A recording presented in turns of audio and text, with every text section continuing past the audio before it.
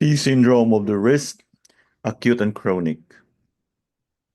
Pain in the wrist is common in elderly patients. It is usually due to invasion of dampness and cold aggravated by overuse of the joint, for example, flute players. The treatment of acute and chronic cases is not significantly different.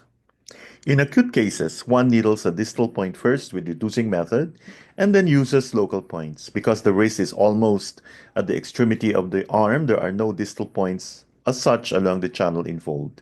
Stomach 36 can be used as a distal point for painful obstruction syndrome of the wrist, especially if from dampness. Other distal points can be used according to the corresponding channel of the same polarity and opposite end.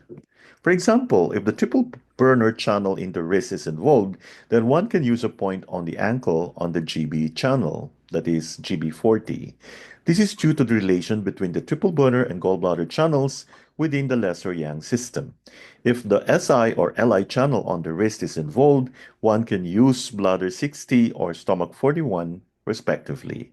If the lung, pericardium, or heart channel on the wrist is involved, one can use spleen 5, liver 4, or kidney 3, respectively. In all these cases, the distal point is needled with reducing method and the local points are needled afterwards, while the distal point is retained. In chronic cases, the distal point is needled with even method. Because the pain usually occurs on the yang surface of the wrist, the main local points to use are as follows. GB4, Li5 is especially suitable as it is the Jing River point from which pathogenic factors are deviated to joints. SI5 is also specially indicated for the same reason. P7 is indicated if the pain is on the medial surface of the wrist.